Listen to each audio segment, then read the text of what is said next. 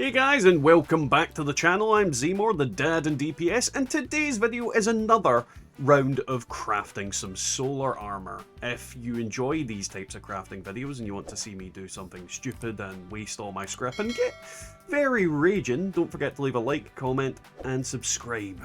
So, let's get on with it. Now, when it comes to my solar armor, we have two pieces that are not quite where I want them, and by that I mean over ears. So we have the Exterminator's Ultra Solar left leg that I need to change, so we're going to go with left legs first, and then we will change to a different piece after that. So we'll craft 5 and see what we get and talk about the pieces of armor that we get from it. So we have left leg, 50, 1, 2, 3, 4, and 5. So unfortunately, we have not got anything that I can really use so far. First off, we have the Ghoul Slayer Solar Armor leg with 1 strength and poison to melee attackers. Very poor piece. Ghoul Slayers is not what I want at all. The Cloaking Solar leg with 1 strength and actually Sentinels. That could have been such a good bit. It's technically better than what we've got on that one at the moment, so we'll probably swap that out if we don't get anything better. Then we have the Aristocrat's Solar left leg with radiation resistance and fall damage. Very poor roll, unfortunately. Resistance, well, radiation resistance isn't a poor roll, but fall damage I can work my way around it, and Aristocrats is just a kind of naff effect on armor. And then we have Solar life saving, so whenever we get incapacitated, we can stim pack ourselves and get back up. Action point regen, which is a good roll, and radiation damage recovery, but you know, just. And then the last one is the Aristocrat Solar leg with 1 strength and cryo to melee. So not the best rolls so far. So there is a second piece that we are trying to get over ears on, and that is the Vanguard Solar right arm. So we're gonna go for right arms this time and see if we can create some right arms that will be good, and then we'll check them and see if we get something better than what we had. So make sure we've got that on there. 1, 2, 3, 4, and 5. Now, unfortunately, I can see again that we are going to struggle. We've got an auto stim solar armor right arm with radiation resistance and breaks 50% slower. Yeah, not the best effect on there. I definitely don't like that one. Then we've got Hunter's Solar right arm with 1 intelligence and fire damage to melee attackers. Hunters is just pants. I mean, anybody that's using Hunters is using it because it is the bare minimum of what they can use. Then we've got Cloaking Solar right arm with explosion damage reduction and the lock picking sweet spot thing. Again, not the best roll. The explosion thing is actually not bad, but sweet spot and locking is not good either. Then we've got Hunter's Solar right arm with 1 intelligence and breathe underwater. Hunters is still a naff effect. I am not happy about that. And then we have the Mutant Solar right arm, which is hunger and grow first 10% slower, and again locking sweet spot. So the problem with armor is there's a lot of effects that are just kinda not great. I mean, the hunger and first grow 10% slower would be good if it was over ears, but it is not, unfortunately. So back to crafting some more left leg. As I said, more left legs. We'll do another 5 of these. 1, 2, 3. Oh, we need more fiber. We'll get that and we'll be right back. Alright, Ninja Edit. So what we're gonna do is create 2 of these ones.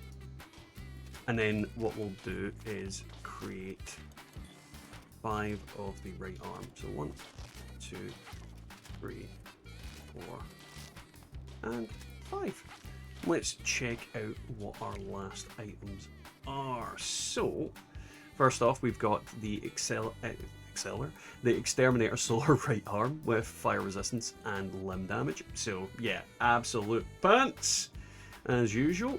Life-saving Solar with luck and junk weight, which again, not the best, but I mean, having 1 life-saving piece is actually not a bad idea because it stops you from falling down and dying, but on this build, not likely the case. I just spotted something good down at the bottom. Aristocrats, cryo resistance, and 75% chance to reduce damage while not moving. Now this one is potentially going to replace the one that I had on because of that damage while not moving. That basically makes me very, very unkillable, but we'll see how it pairs up against anything else we've got. Then we've got another life-saving solar. I can't say that today, with cryo resistance and junk weight. Just as bad as the other one, not really that important. Then we've got the Zealots with charisma and radiation recovery. Again, I don't like this.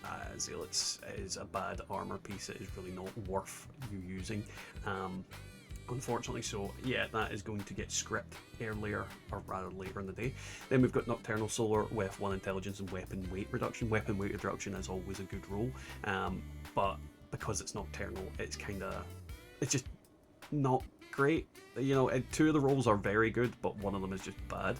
And then we've got the piece that I was interested in, which is the Overeater's Solar Armor with 1 luck and melee attack cause fire damage. Not great, but you know, an extra bit of luck is actually quite good because it increases our crit, but the bottom effect kind of ruins it a little bit. I really would have preferred Sentinels or even weapon weight reduction on there, but it is what it is. It's potentially, I'm fairly certain it's better than what we've got, so we'll definitely see how it goes. And then we have the Zealot Solar with 1 charisma and radiation recovery. Not a great roll at all. Definitely going in the bin. Oh, wait a minute. Oh no, I've looked at that already. I'm losing my mind. Ghost Slayers with radiation resistance and damage reduction while sprinting. Ghost Slayers just makes it bad.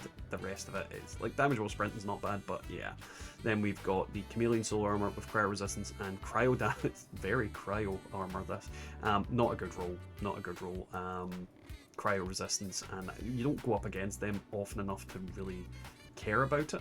And the last one is the Mutants Solar with 1 charisma and poison to melee attackers.